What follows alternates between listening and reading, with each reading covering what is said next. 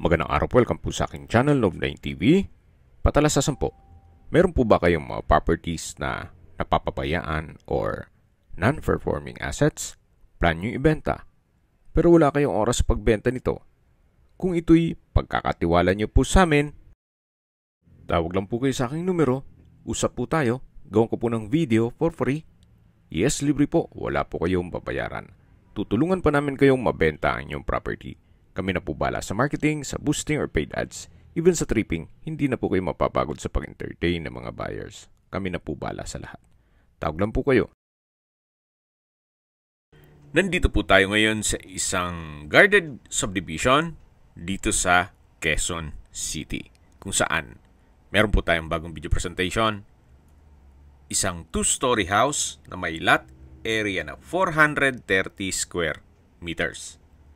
May floor area na 370 square meters, 6 bedrooms, 5 toilet and bath, 6 covered car garage, may entertainment room o theater room, may garden o landscape at nakabakod na po buong property. Tunghayan niyo po itong kapaligiran kung saan napakatahimik at malapit po ito sa mga business establishments. Marami na rin pong mga kabahayan dito. Yan po ang inyong mga magiging kapitbahay. Well secured at meron pong 24 hours security. Halos hindi po ito natirhan. Mula nung nagawa ng meron din pong ibang bahay silang mag-ina. At dalawa lang po sila para dito sa malaking bahay. Ito pong automated gate ay nagkakahalaga ng 200,000 pesos. May remote control din po yan. Ito po yung tinutukoy ko na garahe na kung saan kakasya po ang 6 na sasakyan. Ito pong bahay ay well-maintained. Kaya once na ma-acquire niyo ito po'y ready for occupancy. Tungkol naman sa dokumento, ito po'y titulado, buhay po ang may-ari.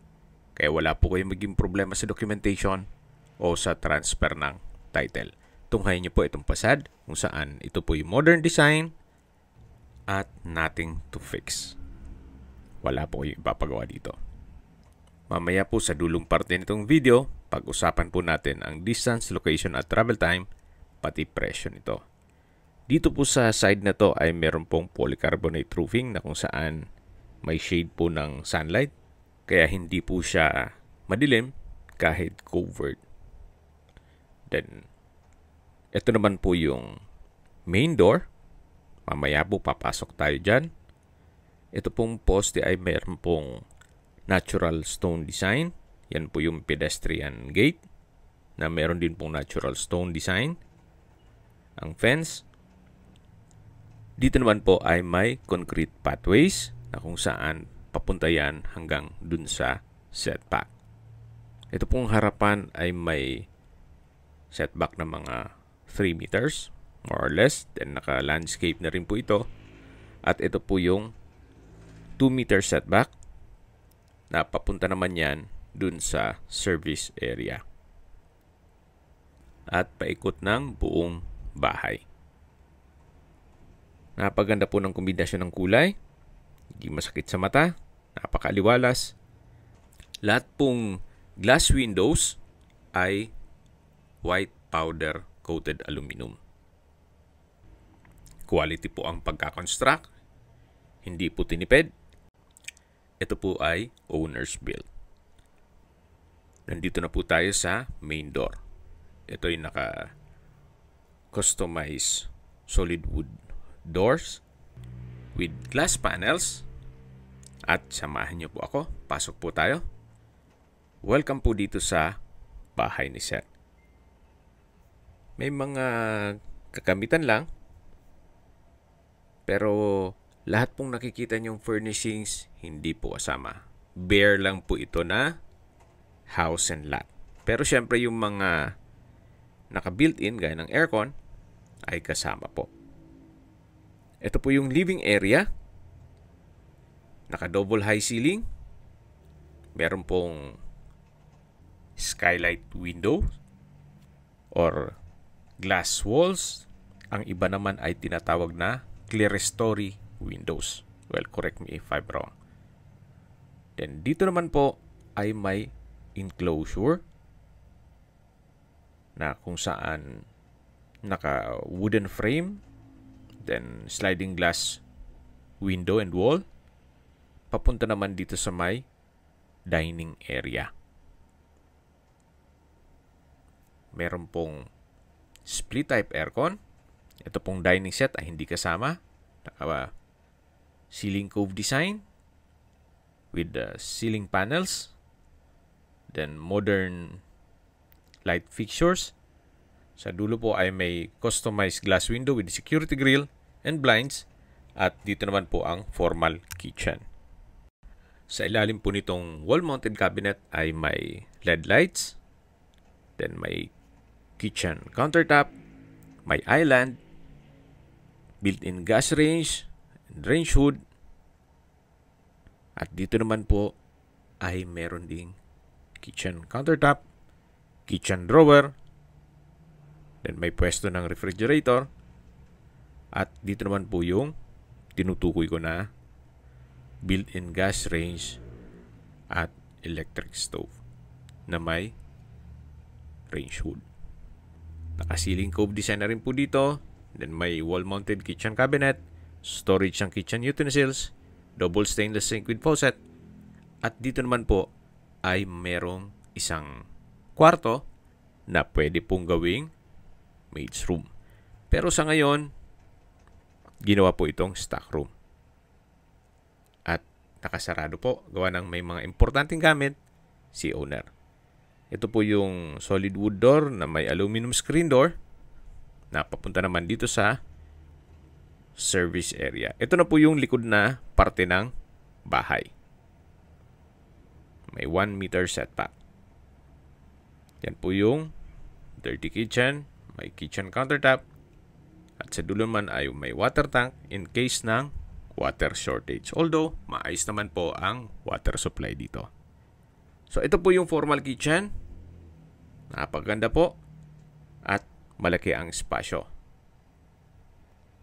Then, dito naman po yung dining area kung saan dumaan na tayo dito kanina.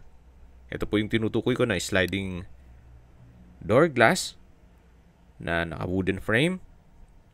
Then, dito naman po yung living area. Ito naman po yung master bedroom na kung sakali man na meron kayong PWD or senior citizen sa pamilya, itong kwarto na to ang para sa kanila.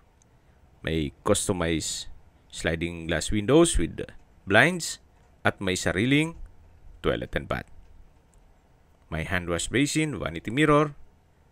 From floor to ceiling po ang tile bathroom wall. Meron pong stainless handlebar. May water closet with bidet.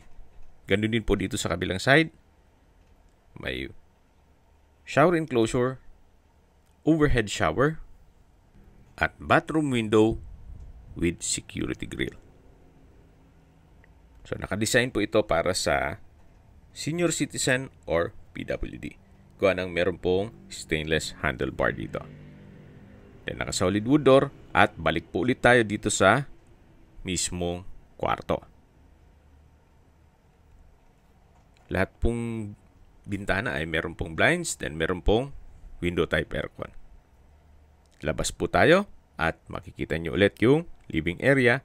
At dito naman po ay may access door papunta dito sa covered lanai na kinonvert nila sa gym. Yan po yung polycarbonate roofing na may tubular frames. Then may glass walls with security grill. Naka-tile flooring na rin po dito. At balik po ulit tayo dito sa loob.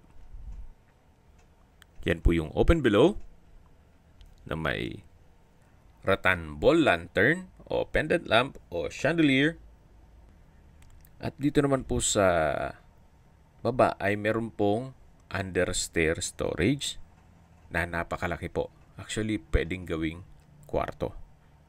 Sa laki po ng espasyo niya. Then, patatanaw natin yung main door at ito naman yung powder room. na may countertop, hand wash basin, vanity mirror, water closet, at may urinal. Sa likod po nito yung tinutukoy ko ng malaking spasyo na under stairs storage. Yan po yung main door at ito na po yung stairs o hagdan na kung saan naka-wooden staircase, wooden handrail at metal railing. Samahan niyo po ako, akyat po tayo. Meron po itong rattan ball lantern dito sa staircase. Then may customized glass windows with blinds. Ito pong staircase window ay nag-serves as natural sunlight dito sa staircase. So hanggang po dito ay ito yung naka wooden staircase, then wooden handrail, at nandito na po tayo sa second floor. Napakaganda po ng floor plan ito kung nasundan nyo yung video. Dito po ay naka ceiling cove design, may ceiling panels. Yan po yung rattan ball lantern. Then yung skylight o window glass nag-serve as natural sunlight. At dito naman po yung hallway. Naka wooden design tile flooring. Then dito po naman ay may sliding glass window na may blinds. Naka ceiling cove design. At ito naman po yung second bedroom. Naka solid wood door. Napakalaki po ng spasyo. Then yan naman po pag matanggal tong mga furnishings ay mas magiging maluwag siya. Sa dulo po ay may sariling toilet and bath na naka solid wood door. Meron pong bathroom countertop, hand wash basin, stainless faucet, vanity mirror, water closet with bidet, shower enclosure, tiled bathroom wall, overhead shower, at bathroom window. Malaking bagay po yung malaking bathroom windows. Hindi nyo kailangan magpailaw. Then dito naman po yung may sliding glass door sa walk-in closet. May mga kagamitan din po kaya hindi natin mabuksan. Upon tripping, pwede natin i-check yan. Yan po, tunghayin nyo po itong second bedroom o pangalawang kwarto dito sa buong bahay. Yan po yung hallway. Napakalaki ng spasyo. Then may mga pin lights. At dito po tayo kanina dumaan o pumanik. Yan po yung hagdan. Napakaaliwalas po nitong bahay. Malaking bagay po itong glass walls and windows. Ito naman po yung third bedroom o pangalawang kwarto na kung saan malaki din ang spasyo. May window type aircon, customized window glass with security grill. Then wooden design ng tile flooring, ceiling cove design, may pin lamps, at may sariling toilet and bath. Naka solid wood door. From floor to ceiling po itong walk-in closet o wardrobe. At dito naman po yung toilet and bath na may malaking vanity mirror, hand wash basin, bathroom countertop, water closet with bidet, shower enclosure, overhead shower. From floor to ceiling po itong tile bathroom wall, bathroom window, stainless towel rack, at may LED light po dito sa vanity mirror. Ito po yung banyo at walk-in closet sa third bedroom. Malaki din po ang espasyo nito. Labas na po tayo. At paglabas po natin, yan po yung hallway. Yan yung hagdan. Ito po yung open below. At ito naman yung papunta sa theater room o entertainment room. Pero bago tayo pumasok dyan, dito po muna tayo sa fourth bedroom. Napakalaki din po ng espasyo. May customized glass window with blinds and security grill, wooden design tile flooring, may pin lamps, window type aircon, at meron pong sariling toilet and bath. Dito po yung walk-in closet na from floor to ceiling po yan, at naka soft close hinges. At dito naman po yung banyo na kung saan may bathroom countertop, vanity mirror, hand wash basin, water closet with bidet, bathroom window, shower enclosure, at meron pong shower. From floor to ceiling din po ang tile bathroom wall. Gaya po na nasabi ko sa inyo kanina, napaganda ng floor plan ito. Hindi magulo, walang maraming mga partitions o mga pasikot-sikot. Straight lang siya. Then walang nasayang na espasyo. Ito naman po yung theater room o entertainment room, o pwede ring music room or cinema room.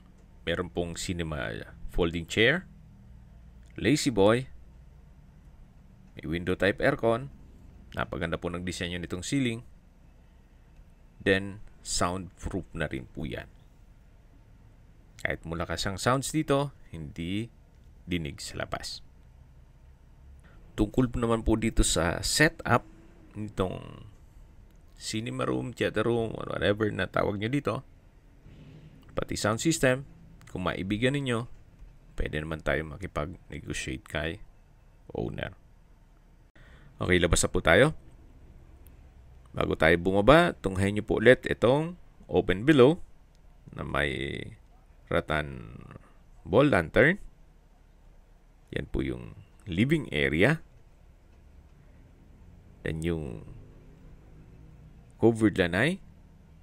Ito po yung hallway na pwedeng gawing family area. Lagyan ng pahabang couch. So, depende po yan sa magiging use nyo once na ma-acquire nyo ito. At ito po yung hagdan. Bababa na po tayo para ikutan natin yung ibang parte nitong bahay. Habang naglilibot po tayo, pag-usapan natin ang distance, location at travel time. Ito pong property ay malapit po sa Commonwealth. Ang distance is 3.8 kilometers at ang travel time is 10 minutes. Meron din pong malapit na public market dito sa subdivision. Walking distance na po, 550 meters at ang travel time is 3 minutes. Mula naman po sa New Era University at Hospital, ang distance is 6.3 kilometers at ang travel time is 16 minutes. Mula naman po sa UP Town Center, ang distance is 5.8 kilometers at ang travel time is 18 minutes. Mula naman po sa UP Diliman Campus, ang distance is 9 kilometers at ang travel time is 25 minutes. Kaya kung meron po kayong mga estudyante sa UP, napakalapit na lang po. At mula naman po sa Ateneo at Miriam College, ang distance is 10.4 kilometers at ang travel time is 32 minutes. Mula naman po sa Commonwealth Hospital, ang distance is 7 kilometers at ang travel time is 20 minutes. Yan po yung laging binabanggit sa inyo na dapat nyo i-consider sa paghanap ng property, yung meron pong malapit na hospital. Hindi ko naman po sinasabing sakitin kayo. Yan naman po for emergency purpose lang naman. At mula naman po sa airport, ang distance is 30.3 kilometers at ang travel time is 58 minutes. Ito po yung corner side ng bahay o back view ng bahay na kung saan nandito na po tayo sa service area. Yan po yung bintana ng first bedroom. Mayroon pong mga security grill dito sa may kitchen window. Diyan po tayo dumaan kanina. At ito po yung countertop na sa dirty kitchen. At ito naman po yung water tank. In case ng water shortage, meron po kayo backup. Dito naman po yung common toilet and bath. At dito naman po yung maid's room. Naka solid wood door at meron din pong sliding glass window, window glass. Meron pong steel gate. Then, matatanaw na po natin yung garahe. Nakakasya ang 6 na sasakyan. Then, ito naman po yung automated gate. Okay, sa presyo na po tayo. Binibenta po ito ni owner sa halagang 43.5 million pesos. Para sa akin, fair deal na rin. Gawa ng ito'y nasa Quezon City, sa isang secured community, at malapit po sa lahat ng business establishments. At hindi lang po doon, ito po ay owner's built at quality po ang paggagawa nitong bahay. Okay, recap lang po. Ito pong property ay may lot area na 430 square meters at may floor area na 370 square meters. May 6 bedrooms, 5 toilet and bath, maid's room, 6 covered carport, may theater room o entertainment room, may garden o landscape, then automated po itong steel gate na worth 200,000 pesos. Tungkol naman po sa dokumento nito, ito'y titulado, buhay po ang may-ari, kaya wala po kayo maging problema sa documentation o sa transfer ng title. Ito po'y well-maintained, kaya wala na po kayong ipapagawa dito. Kung may mga katanungan po kayo, tawag lang po kayo sa aking numero. At sa mga kababayan naman natin na sa ibang bansa, meron po akong WhatsApp, Viber, at Telegram. Same number lang po, 0917-316-3399. Sa mga nagtatanong naman po ng aming Facebook, meron po aming Facebook page na Nov9TV at Facebook Real Video. Meron din pong TikTok at Instagram. May ibang YouTube channel po kami, the Nov9TV channel, Nov9TV Listings, Nov9TV On The Spot, Nov9TV Updates, at Nov9TV House Rental. Sana po naibigyan nyo ang video presentation. Paki-like and subscribe na lang po sa aking channel para ma-update din po kayo sa aking future listings. Kung sakali po hanap nyo yung mas malaking sukat ng lupa, meron din po kami ibang listings na pwede nyong pagpilian. Huwag po kayong mag-atubiling tumawag sa amin. Then, let us know your budget para malaman namin kung anong property pwede naming ilog sa inyo. Sa lahat pong viewers, subscriber at nagtiwala po sa amin, salamat po sa suporta. Ingat po kayo lagi at yung pamilya. Maraming salamat po.